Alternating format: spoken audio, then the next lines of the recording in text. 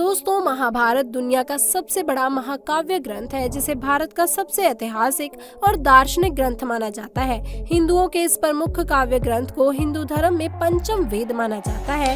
महर्षि वेद व्यास ने समस्त वर्णों के साथ महाभारत ग्रंथ की रचना की थी। हिंदू धर्म में मान्यता है कि महाभारत में उल्लेखित घटनाएं सत्य और प्रामाणिक हैं, लेकिन आज भी ऐसे लोगों की कमी नहीं है जो कहते हैं कि महाभारत झूठी थी।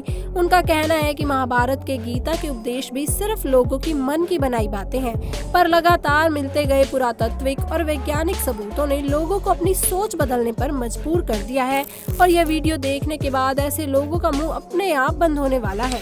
दोस्तों, आज हम महाभारत से जुड़े 7 ऐसे जीवित प्रमाण के बारे में बात करने वाले हैं जो आज भी मौजूद हैं। उसके बाद निर्णय आप पर होगा कि क्या महाभारत सच में हुआ था, अन्यथा नहीं। नमस्कार दोस्तों, कैसे हैं आप सभी। चलिए बिना किसी टाइम वेस्ट के वीडियो को शुरू करते हैं।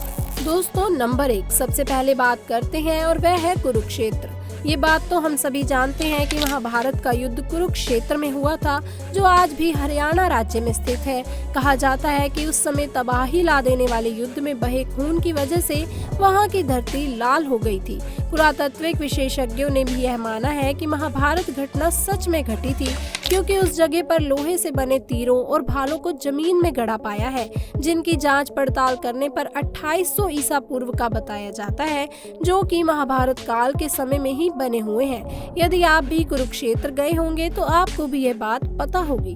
दोस्तों, अब दूसरे प्रमाण की बात करते हैं और वह है आजकल के न्यूक्लियर वेपन। महाभारत में आपने ब्रह्मास्त्र नाम के भयानक अस्त्र के बारे में सुना होगा। ये अस्त्र धर्म और सत्य को बनाए रखने के लिए ब्रह्मा द्वारा बनाया गया था। एक बहुत ही विनाशकारी परमाणु हथियार था।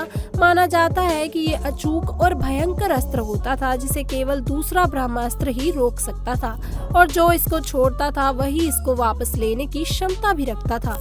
रामायण में जब लक्ष्मण ने मेघनाद पर ब्रह्मास्त्र से प्रहार करना चाहा तो भगवान श्री राम ने लक्ष्मण को यह कहकर रोक दिया कि अभी इसका उपयोग करना सही नहीं, क्योंकि इससे सारी लंका तबाह हो जाएगी और कई बेकसूरों की जान चली जाएगी।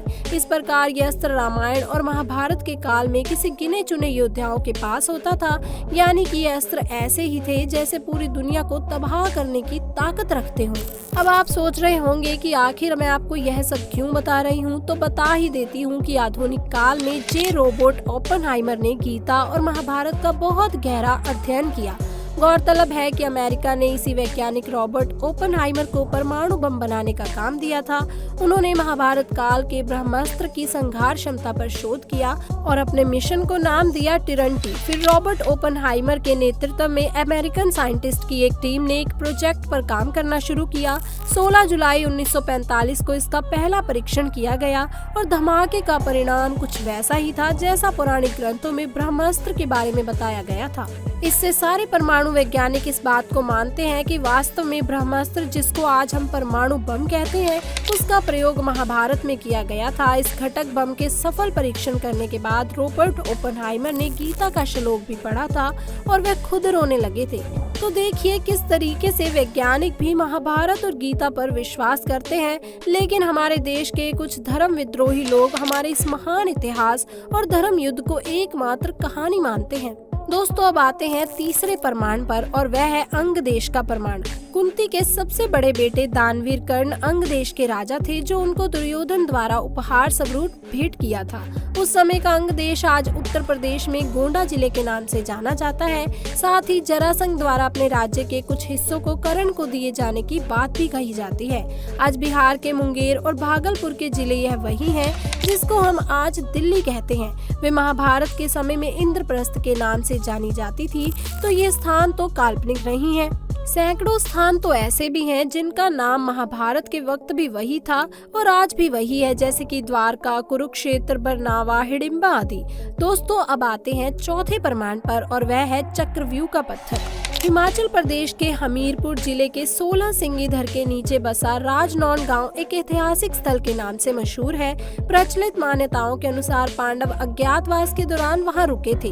अज्ञातवास के दौरान अर्जुन ने यहां पर चक्रव्यूह का ज्ञान प्राप्त करने पर उसे पत्थर पर उकेरा था, जो आज भी मौजूद है। इस चक्रव्यूह को ध्यान से देखा जाए तो उसमें अंदर जाने का रास्ता तो साफ दिखाई देता है, लेकिन बाहर जाने का रास्ता पता नहीं चलता। तो दोस्तों अब बात करते हैं लाक्षागृह की। महाभारत में लाक्षागृह की महत्वपूर्ण भूमिका मानी जाती है, जिसमें पांडवों को जिंदा जलाने की साजिश रची गई थी, लेकिन सुरंग के माध्यम से पांडवों ने निकलकर अपनी जान बचाई थी। यह वाड़ावती यानी कि वर्तमान बनावा नामक स्थान में बनाया गया था और इसके प्रमाण आज भी मौजूद है। दोस्तों अब बात करते हैं छठे प्रमाण के बारे में और वह है श्रीमद्भागवत गीता। जिन्होंने श्री भागवत गीता पढ़ी होगी उन्हें अच्छी तरह से पता होगा कि उसमें आदिकांत श्लोक सिर्फ दो लाइन में लिखे गए हैं और अगर आप किसी भी एक श्लोक को पढ़े समझे तो यह श्लोक बहुत कम शब्दों में और बहुत अधिक बात कह देते हैं, मानो गागर में सागर। और जितनी गहरी बातें उसमें लिखी गई हैं, ये बातें किसी सामान्य मनुष्य द्वारा बिल्कुल नहीं बताई जा सकती। आज मानव सभ्यता बहुत विकसित हो चुकी है, लेकिन आज भी गीता में वह ज्ञान है जो अकल्पनीय, अद्वितीय है, जिसे एक समान व्यक्ति का दिमाग सोच भी नहीं सकता। इसे कोई महान पुरुष या भगवान ही बता सकते हैं। यह इस बात का सबूत है कि भगवान श्री कृष्ण थे और उन्होंने गीता का वाद संवाद अर्जुन के साथ किया, इसलिए अर्जुन भी थे। अर्जुन थे तो पांडव भी थे और पांडव थे तो फिर महाभारत भी हुआ था। दोस्तों अब बात करते हैं सातवें प्रमाण के बारे में, केदारनाथ और पशुपतिनाथ मंदिर की। पौराणिक कथा के अनुसार जब महाभारत के युद्ध में पांडवों द्वारा अपने रिश्तेदारों का रक्त बहाया गया था तो भगवान शिव उनसे बेहद क्रोधित हो गए थे और ऐसे में श्री कृष्ण के कहने पर सभी पांडव भगवान शिव के माफी मांगने के लिए निकल पड़े। गुप्त काशी में पांडवों को देखकर भगवान शिव वहां से विलुप्त हो गए पर एक अन्य स्थान पर चले गए। आज इस स्थान को केदारनाथ के नाम से जाना जाता है। शिव का पीछा करते हुए पांडव केदारनाथ पहुंच गए, लेकिन भगवान शिव उनके आने से पहले ही भैंसे का रूप लेकर वहां खड़े भैंसों के झुंड में शामिल हो गए। पांडवों ने महादेव को पहचान तो लिया, लेकिन भगवान शिव भैंस के रूप में ही भूमि में समाने लगे। इसी पर भीम ने अपनी ताकत के बल पर भैंस रूप महादेव को गर्दन से पकड़कर भूमि में समाने से रोक दिया। तब भगवान शिव को अपने असल रूप में आना ही पड़ा और फिर उन्होंने पांडवों को क्षमा दान दे दिया। लेकिन भगवान शिव का मुख तो बाहर था, लेकिन उनका देह केदारनाथ पहुंच गया था। बता दें कि इसके बाद जहां उनका देह पहुंचा वो स्थान केदारनाथ और उनके मुख वाला स्थान पशुपतिनाथ से प्रसिद्ध हुआ। ये दोनों मंदिर आज भी वहीं मौजूद हैं और अगर ये मंदिर है तो फिर महाभारत भी हुआ था। बात करते हैं इस वीडियो के अंतिम प्रमाण के बारे में और वह है द्वारका नगरी। इस बात से तो हम सभी परिचित हैं कि भगवान श्री कृष्ण द्वारका के राजा थे और महाभारत में इस बात का उल्लेख मिलता है। यह नगरी जलमग्न हो गई थी। पुरातत्व विभाग को गुजरात के पास समुद्र के नीचे एक पुराना शहर मिला और उसके प्रमाणों से पता चलता है कि यह वही द्वारका नगरी है जिसका उल्लेख महाभारत में किया गया था। समुद्र में मिले अवशेषों से यह साबित होता है कि द्वारका कोई काल्पनिक शहर नहीं था, बल्कि एक वास्तविक शहर था।